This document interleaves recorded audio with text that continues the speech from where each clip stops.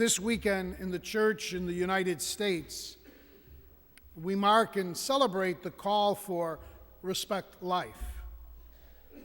Because we are again reminded that as Christians, we are called to support and uphold the sanctity of all human life in all its stages, from the moment of conception until that day when we return to the Father. The scriptures today address themselves with this whole idea of respect life. In the book of Genesis, it describes how God has created all things and has breathed the breath of life into all creation. Thus, it is God who has created all things, and indeed, they are good, for they are made in his image and his likeness. You and I, created in the image and the likeness of our God. And then the book of Hebrews speaks about the gracious hand, the breath, the Spirit of God that is alive in each and every one of us. Because God indeed is the source of all life. Human life, given through divine inspiration and divine intervention, is the most precious of all gifts that we have and live. And then St. Mark, in the gospel today, speaks about the importance of life that flows from the gift of marriage. Man and woman enter equally into a union so intimate, so permanent, that they become as one flesh. And we in the church speak of this as a union that is both sacramental and holy. And precisely because the bond of man and woman is a gift of love, it's made in the image and the union of Christ and his church. And similarly, we hear how Jesus welcomes the children. These little ones are blessed as God's gift, and in their innocence, they reflect the sanctity of creation and the importance of life in God's eyes. And so I ask all of us today, what can you and I do to protect life, to enhance it, and to celebrate it? The late Saint John Paul II responded to this question in his apostolic letter that he wrote entitled Salvifice Doloris.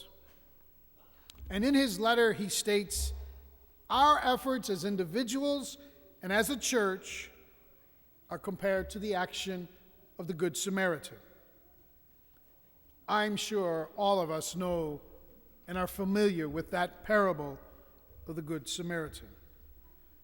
And so you and I, we are not allowed to pass by the suffering on the other side indifferently. We must stop beside them and be available to assist them, to protect them, to work actively for their welfare, whether the person be an unborn child, a pregnant adolescent, a handicapped newborn, a person immersed in poverty, an elderly refugee, or the life of the human race, its very self, threatened as we live in the dark shadows of the possibility of nuclear war. How can we accomplish what John Paul II wrote in that apostolic letter? I believe it requires that you and I take a stand and defend human life. It is our social responsibility, which requires a consistent commitment to the good of human life in oneself and in the gift of others. Because when we speak of violating the good of life, we are not speaking of some offense against some lifeless object. We are speaking of the good called human life as it exists and could exist in some person or persons. We are speaking of offenses against your life, my life, one another's lives, and the lives of the people of God. The commitment to respect life requires that we look at all life issues in our world, and then with prudence and judgment, as individuals and as a group, we then can concentrate our energies on particular issues and particular concerns. Because no one person can do justice to all life's problems.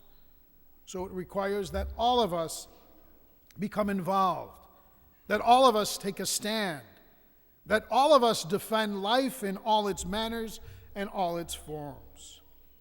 Tomorrow afternoon, we've heard it been told the life chain will happen again.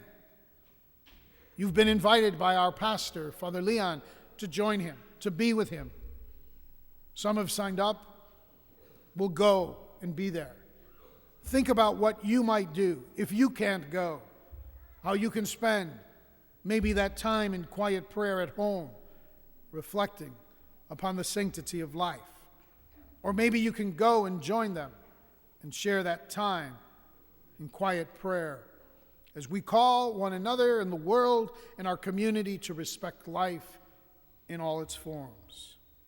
Because when we oppose abortion in the public forum, we do so because a fundamental right is at stake, the right of the life of the unborn child.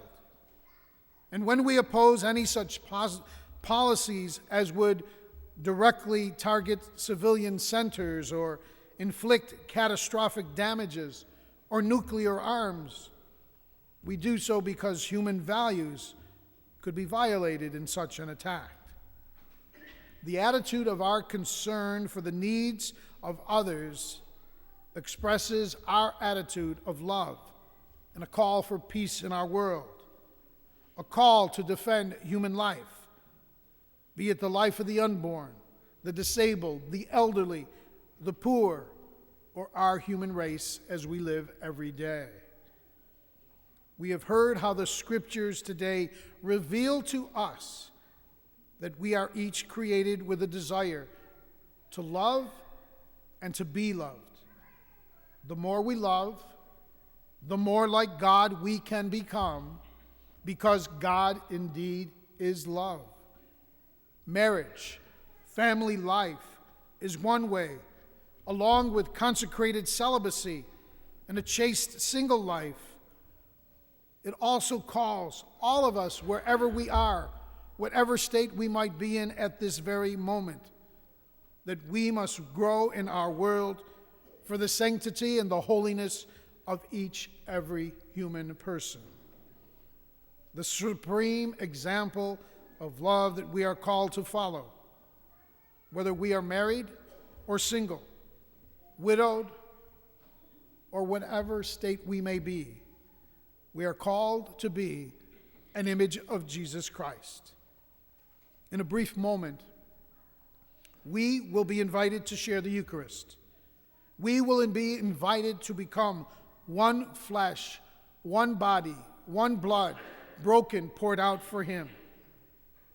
Let us all take this opportunity to ask God to help all of us to grow in the love that God has given to us, that we might respect life at all times, that we might inspire married couples to live their vows, to care for their children, to grow in love and holiness, and to live the love that God has given to us. That's the challenge put before us on this Respect Life weekend. We all have a duty to step forward. We are all called to respect and defend life. We are all called to love one another as God has loved us, because we are all precious gifts blessed by our Father.